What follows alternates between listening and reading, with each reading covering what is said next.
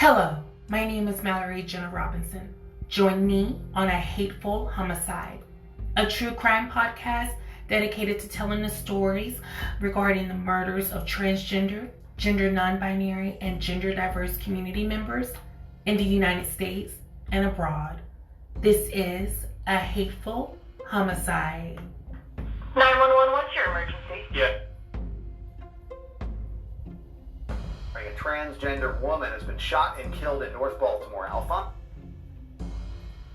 In the U.S., trans women of color have a life expectancy of just 35 years.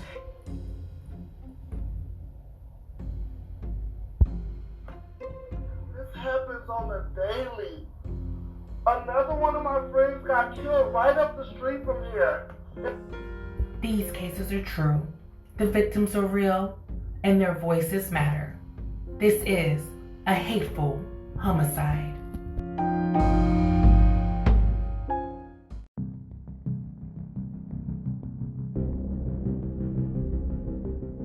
The murder of Mel Robert Groves.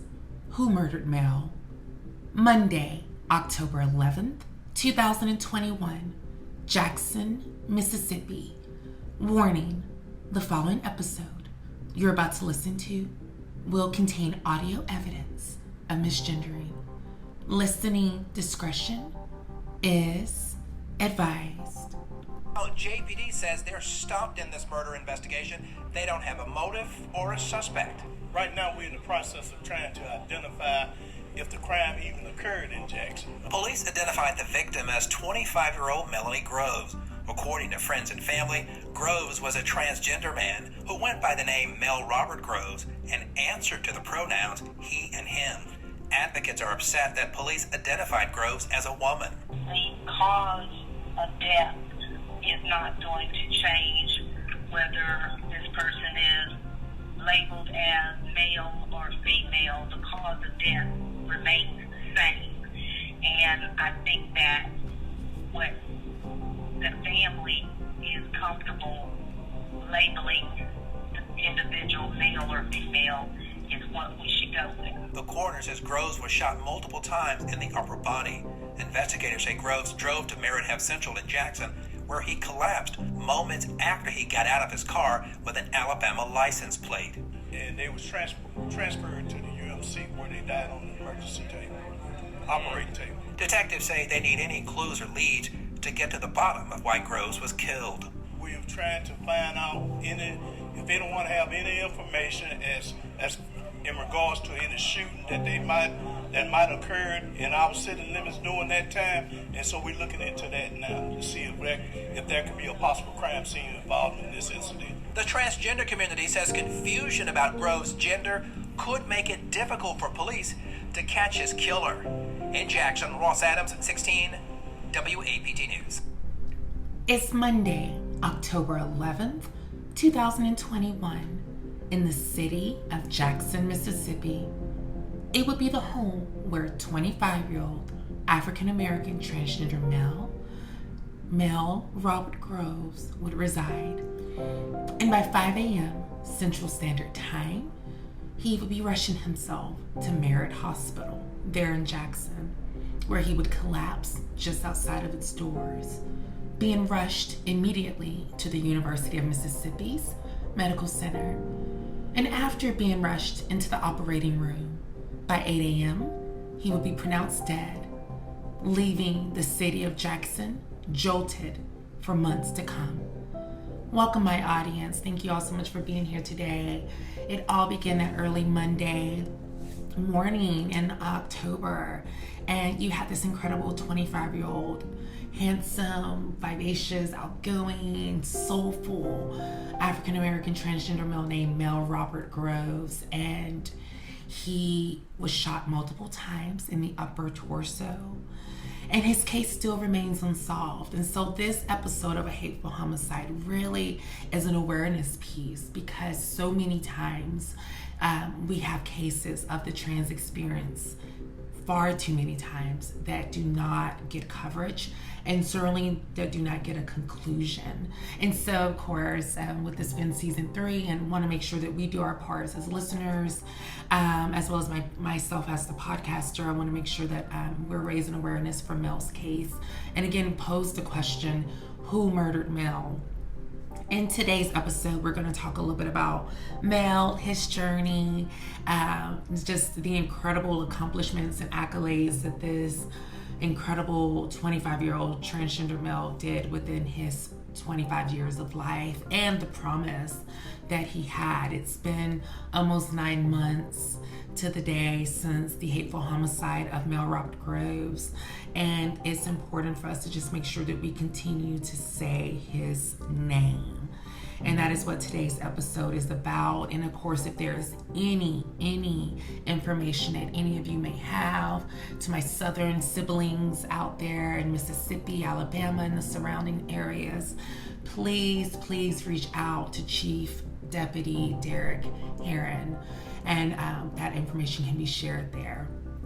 So again, we're going to take a little bit and talk about this hateful homicide of Mel Robert Groves, and more, of course, about Mel himself.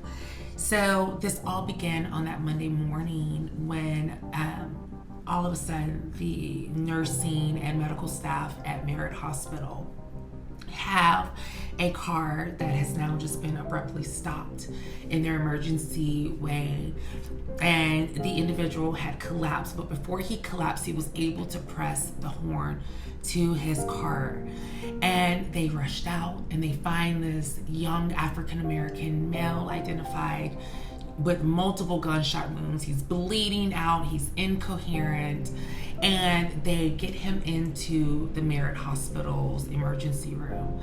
They immediately notify the University of Mississippi's medical center staff, who then went ahead and began the transportation details to get him transported to a more highly skilled space where they could be able to handle these types of traumatic injuries. And that's where he was rushed to. And unfortunately, he gets there and dies on the operating table around 8 a.m. that morning. And according to the autopsy that was then done to Mel Robert Groves' body by coroner Sharon Grisham Stewart, she concluded that Mel had been shot multiple times, 4 times to be exact, and this was all within the upper torso, so along the neck, chest, and stomach area, and that is where those 4 gunshots were sustained. And in spite all of that, my audience, Mel drove himself to the hospital, and that itself is just a testament to a lot of the comments and messages that was left about Mel, which was that he was resilient and determined, and that is definitely going to be seen throughout his incredible life, a quarter of a century of just excellence and Black brilliance, my audience. And so, I want to take some time and talk about that. So Mel had began his ginger journey well back around the age of 19. And so this would have been around the year of 2015. Prior to that, he graduated in 2014 from Murrah High School. This was out of the Larman, Mississippi area. He and several of his good friends who just, loved on him and became his chosen family, talked about his incredible accomplishments, the commonalities that they all shared as being queer and Black youth in the South, in Mississippi and Alabama area, and how they all, several of them would go on to receive full ride scholarships.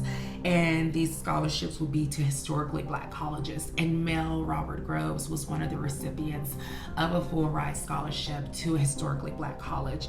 And he went on to study plant and soil agriculture at Alcorn State University in Larman, Mississippi. Again, and then he also went on to be part of this incredible organization called the Knights and Orchid Society. Mel was a huge avid lover for plants and botany and just the whole agricultural culture. And so this is what he went into. He's described as this tree hugger who would just love on plants and would always emphasize for everyone to go green. So, I mean, he was definitely a huge lover of just that whole green movement. And so he was, again, a member of the Knights and Orchid Society, and this was based in Selma, Alabama. And ultimately what he would do there is really help secure a piece of property where they would be able to expand their agriculture services. And this organization was known for just focusing on prioritizing and supporting our Black, TGI, transgender, non-binary, and intersex communities. And so all of this just tied into the whole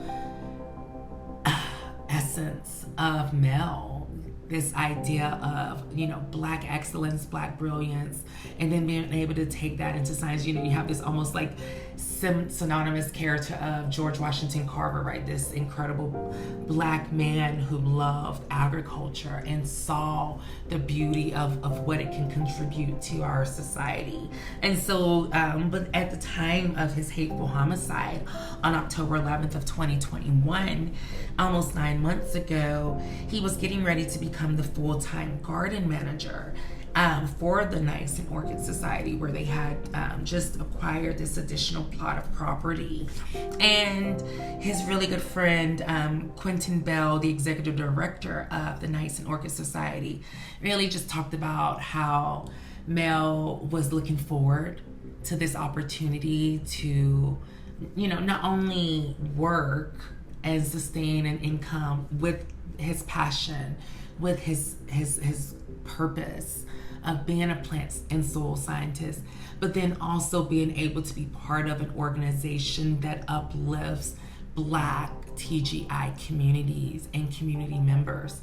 This was a win-win, my audience. And so the heartbreaking reality of this is that he had so much to look forward to. He had so much in his life that was going his way. Again, once he graduated high school from Murray High School in 2014, he went on and received a full ride scholarship to a historically Black college. I'm doing some work at Tuskegee Institute in Tuskegee, Alabama, all the way again to Alcorn State University in Lawrence, Mississippi. His roots were pretty much planted there between Mississippi and Alabama. He had an incredible love for just being able to connect with community, and again had tons of friends. A couple of additional good friends of his was Caleb Grubbs and Hilliard Rashad Jones, and both of them talked about his love for plant trivia, his love for being able to just answer any and every question about the plant culture. Even some of his professors would reflect on being able to share their experiences. Excuse me. And what's interesting, my audience, is that you have this whole, really, this idea of Mel just being able to inspire others. He, at the age of 25, was getting ready to graduate with his bachelor's in science and focused in plant and soil science. And all of this was coming into play for the 2022 school year. He was going to finish out and graduate and go on and have an incredible life. Born on April 27th of 1996. Mel was not supported and affirmed by his immediate biological family. And so unfortunately by 2021, he was the 39th victim, and his chosen family and advocates of the community really spoke heavily and affirmingly about making sure that Mel's name and his pronouns were presented correctly. And as you could hear from Coroner Sharon Grisham Stewart, she was, very divided in a way. She, wanted to affirm Mel, but at the same time acknowledging that his, body was going to be released to his family. And so they had the final say as to how Mel would be buried and presented, unfortunately. And this is one of the sad realities of our experiences as trans folks, my audience, is that if we do not have affirming immediate family, and sometimes even going back to our own preparedness if we don't have a last will and testament of who we have to take care of our final, resting wishes and burial choices. Then this is the case of where the family will come in and make their own decisions, and this has been seen time and time again, whether it has been a community member who was in the 80s and was being dying from AIDS, and then their families also would come in and make these final decisions, and their partners and loved ones would not be involved in these decisions. And this was the same for Mel's family. And what's heartbreaking is that you have Mel, this incredible 25-year-old Black trans male who was so inspiring and aspired others to get into agriculture and botany and plant soil studies, and then to just see his life abruptly ended, in 2021 in Jackson, Mississippi. There was this growing surge of violence that was happening. And I just want to share a little bit of that with you to give you this context of the city of Jackson and the violence that was ensuing and rising, especially at the time of this hateful homicide. This was 2021, so still very much so in the heart of the pandemic. And so there have been criminal experts, who have spoken on the rise of violence, from Officer Sam Brown all the way to other incredible experts.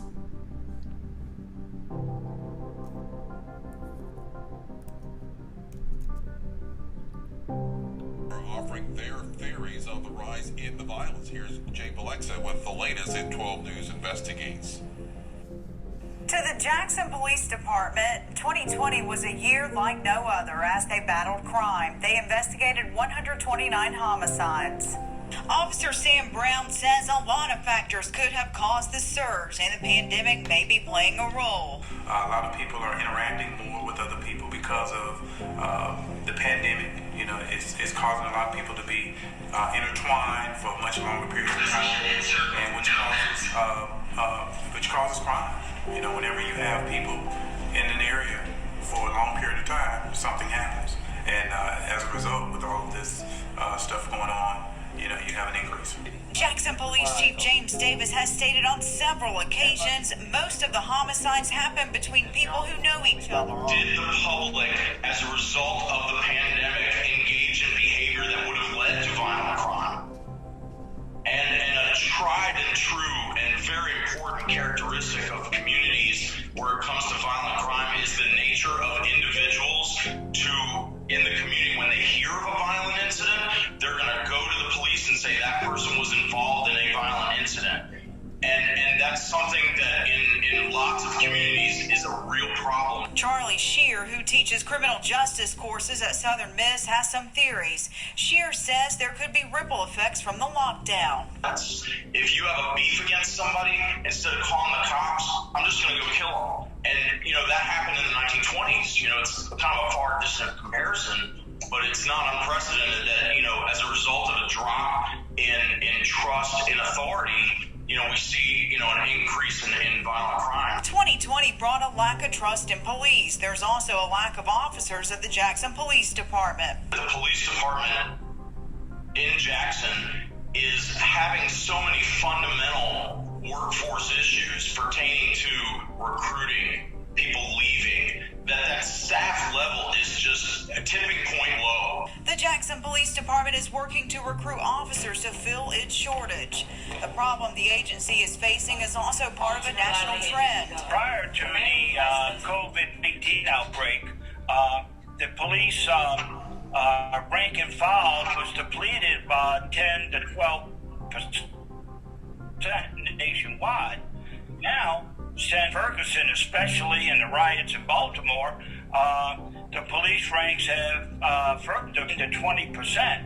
We're seeing across the nation now, because of a lack of support for the police. Across the nation, officers are retiring earlier. They are also moving to different professions. Crime expert Michael Wigington Jr. says family members are also discouraging their loved ones from becoming police officers. On Friday, I'll bring you some solutions to violence in Jackson from the crime experts. For 12 News, I'm Jade Balexa. And as you could hear my audience, by 2020, Jackson, Mississippi, and the Jackson Police Department had a shortage of officers. There was a lack of trust for the police. Crime rose because of the pandemic. And so with all of these factors, by 2021, when you go into Mel Robert Groves' Hateful Homicide, and I strongly believe this is a hateful homicide, just because of some additional factors that I'm going to share in a moment. But if you look at this context here, the city of Jackson, and giving you this idea of the criminal rise and the law enforcement shortage, will Mel's case be solved? Will we continue to ask the question, who murdered Mel? My audience, that's why we have to make sure we continue to say his name. Mel could have been murdered by someone he knew, as you could hear in the audio, earlier. But according to several of his really good friends, especially one like Hilliard Rashad Jones, Mel had become a victim of violence and discrimination, like so many of us who identify as trans, non-binary, intersex, queer. And he faced violence, discrimination. He was also oftentimes homeless. And so all of this was a result of Mel's gender identity. Him identifying as a Black trans man. I prefaced with his family not being, his immediate biological family not being supportive. But he has this incredible village of chosen family that loves him and says his names and makes sure that his pronouns are mentioned correctly and affirmingly in every media aspect and outlet. But because of these different factors, the homelessness, the violence, the discrimination, all of these multiple factors that have contributed to Mel having to consistently find employment, find safety, not even being able to report some of these acts, and then also being faced with violence and discrimination by medical providers, right? So one of the things that, was very affirming of Mel prior to his arrival to Merritt Hospital was him being sure that the medical staff would affirm his gender identity. He had this incredible pronoun pen, he, him, his. And even though, of course, there was still misgendering, he did his part to make sure that he was seen as Mel Robert Groves.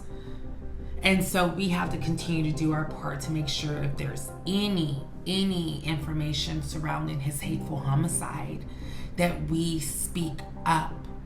The NICE and Orchid Society have also offered a reward to anyone, as well as the Jackson Police Department. Deputy Chief Derek Heron, as well as the other law enforcement team, have all accumulated this reward for any information that pertains to the capture of the perpetrator who committed the hateful homicide of Mel Robert Groves. The Jackson Police Department isn't sure that his shooting was attributed to his gender identity. But regardless of whether that had anything to do with it or not, this young man lost his life in the early morning hours of October 11th, 2021 in Jackson, Mississippi. Shot throughout his upper torso, and then had the resilience to drive himself to the emergency room. And though that fight and that resilience did not prevent him from succumbing to his injuries, we have to make sure that we give Mel the credit that credit is due. And one of the things that is also important for us to take note of too is really understanding our transgender masculine and transgender male community. And there's so much information out there. When we think of, and we did a few episodes back in season 1 as well, and we talked with an expert named Lucky Alexander Fuller who talked about the suicide rates for trans masculine individuals and how all of this contributes so many times to trans men self-harming.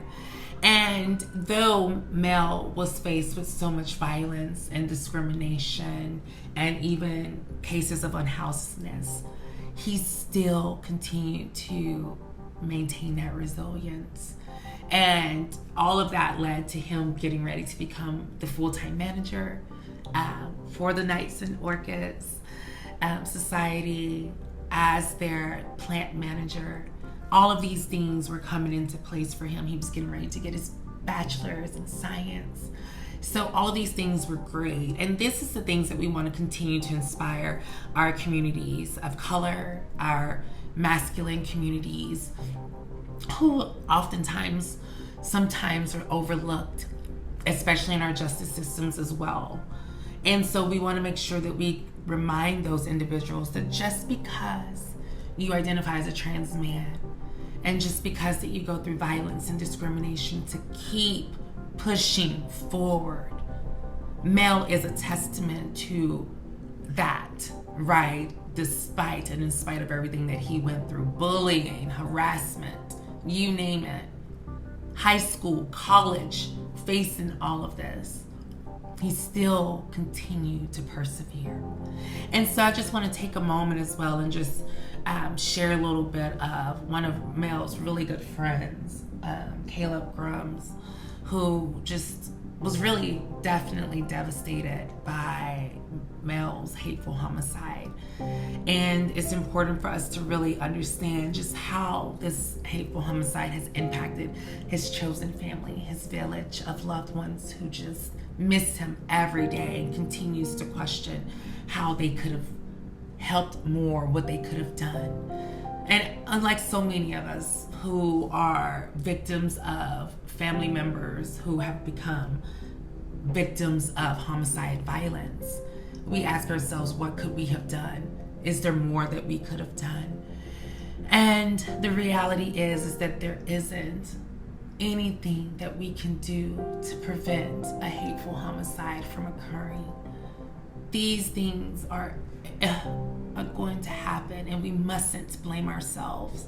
And so as you get ready to hear from Mel's friend and his family member, his brother, it's important for us to make sure that he knows that this is not his fault and that this hateful homicide happened, and all we can do is continue to make sure we do our part to say Mel's name and continue to uplift each other. For clues to who killed a transgender man this week. Police identified the victim as 25-year-old Melanie Groves. Investigators say he had been shot multiple times. Officers say Groves drove to Merritt Health Central Monday and collapsed when he got out of the car. He died later at UMMC. Friends and family of Groves say he was a transgender man who went by the name Mel Robert Groves. Advocates are upset that police identified Groves as a woman. We spoke to one of Mel's best friends since childhood. Hilliard Rashad Jones says he met Groves in middle school at a quiz bowl competition, and they graduated from Murrah High School together. Jones says he was one of the first people Groves told he planned to transition. Jones says he missed a call from Groves very early Monday morning, maybe the last call Groves ever made. And now he's wondering what was happening to his friend. I'm just trying to play the timelines in my head, because it's like when I got the missed call, it was 4 a.m. my time, 3 a.m. in Jackson. I'm like, what was he doing? Like, when he called me, was he calling me because he was in trouble? Was he calling out for help for me? Like, what was he doing? Maybe he was calling to say goodbye. Like, what was he calling? And all those statements, all those things were going through my head, and it's so hard for me to just process it all. But I'm like, I know he would want me to go on. Jones says Groves was passionate about studying plants, LGBTQ advocacy, and his cat, Boo Radley. Groves' death is the 115th homicide in the capital city this year. And as you could hear from his brother, from another mother, Hilliard Rashard Jones, who he had known since high school, all of these questions were in his mind. Why did Mel call? Could he have picked up? All of these things that we ask ourselves if ever found in this situation. And again, it's important for us to remind Hilliard and Caleb and Quentin and all of his chosen family who loved him and who was at his memorial service. And just to remember to just love on Mel and be there for him and his family. It's important for us to continue to do our part. And that is exactly what we're going to do, my audience. So again, if there's any information that you all have, please, please, please reach out to Deputy Chief Derek Heron. Please reach out to the Jackson Police Department. And of course, there's additional rewards from the Knights and Orchid Society as well as the Jackson Police Department. So let's get justice for Mel Robert Groves. I wanted to also, again, give you a little bit more context from some individuals who identify as transmasc to really get us into understanding our trans men, our community members, our siblings and brothers who, too, as we've covered, are victims of homicidal violence, but again, also do have a higher rate of self-harm. And so it's important for us to just really hear from a few individuals, kind of their own experiences as trans folks, especially as trans men, and what that has been like for them, as you can hear now. And I have a pet rabbit, and I have a girlfriend, and I go grocery shopping. There's a lot of really boring things about me, and on top of that, I'm a trans man.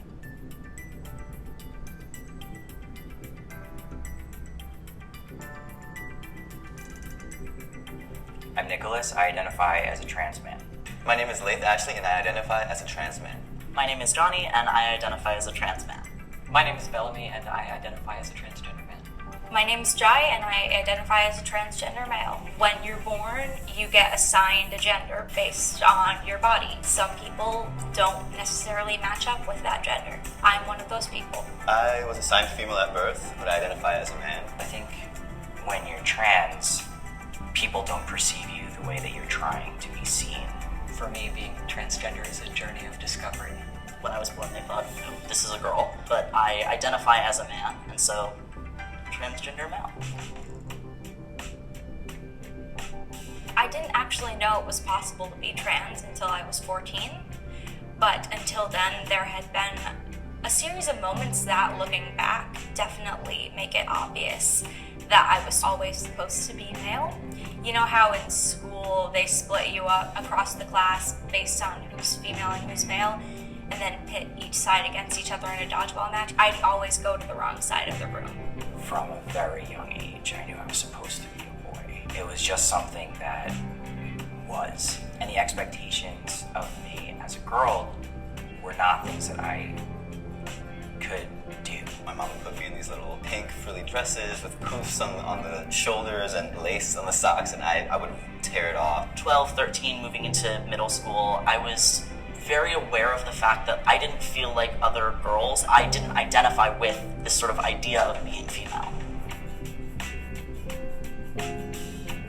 I remember thinking, oh, that's for my next life.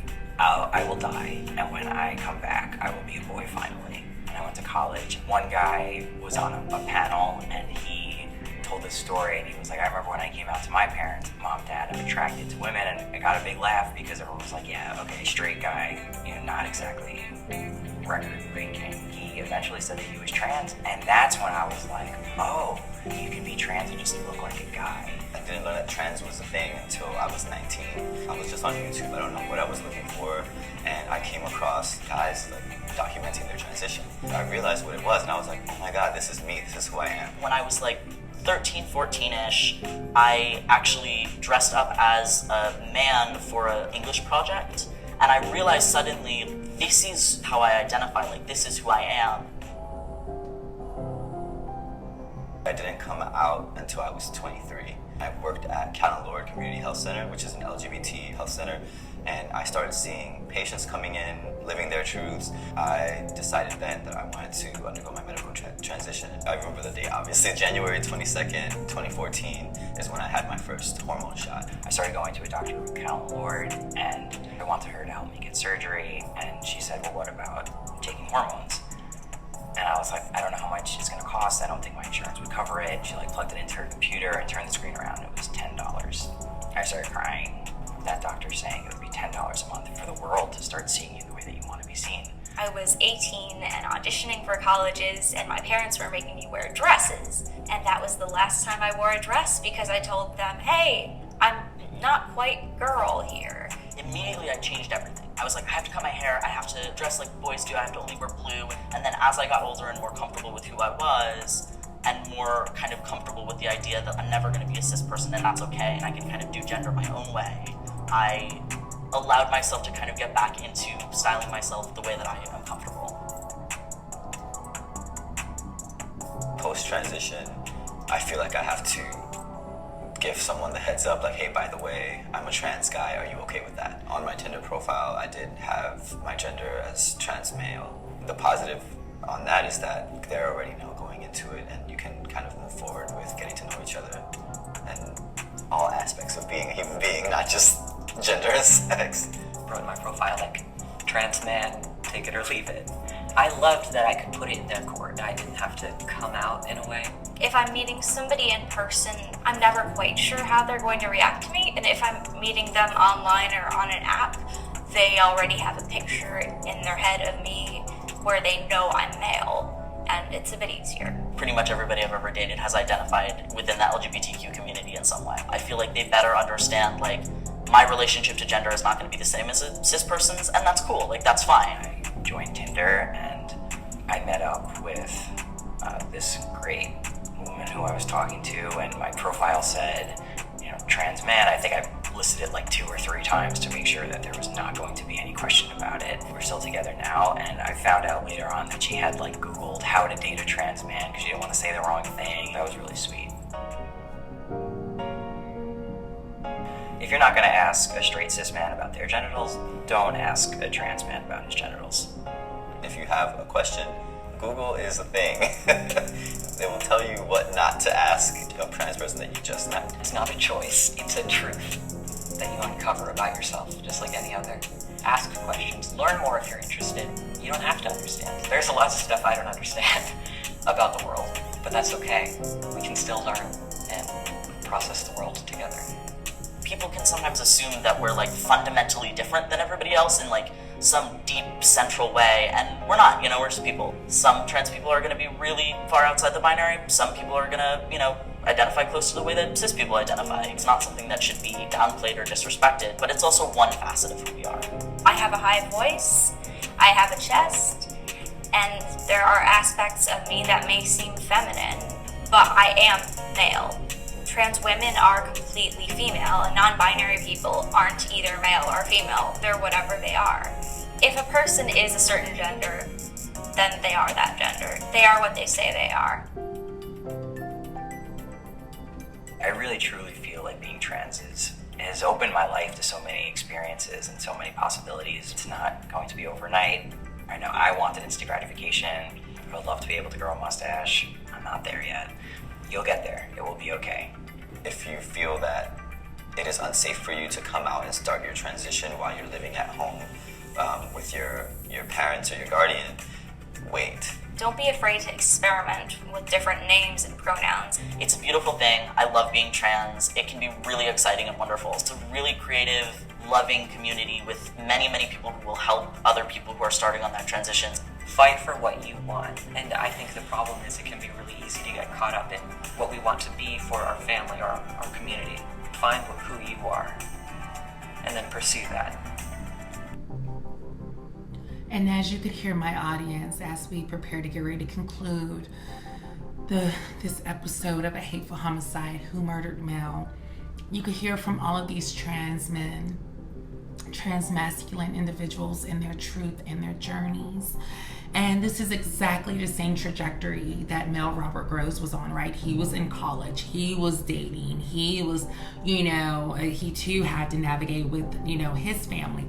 And so this gives you a context and an idea of his own experience from other individuals just like him. And so to my brother from another mother, Mr. Mel Robert Groves, he, him, his, born April 27th, 1996, and resting on since October 11th, 2021. We remember you yesterday, today, tomorrow, forever, and always. Thank you all again so much, my audience, for tuning into this episode of A Hateful Homicide. My name is Mallory Jenna Robinson, your host. Please follow us on Instagram at A Hateful Homicide. You can follow me at MalloryJenna90. Please also check out our website at hatefulhomicide.net. Reach out to the Jackson Police Department, Deputy Chief Derek Heron, as well as the Knights and Orchid Society. Please make sure you reach out to them if there's any information that you all have. Use the hashtags A Hateful Homicide, True Crime, Trans Awareness, Say His Name, Suspenseful Saturdays. Again, thank you all so much, and please enjoy the rest of your day. Bye-bye.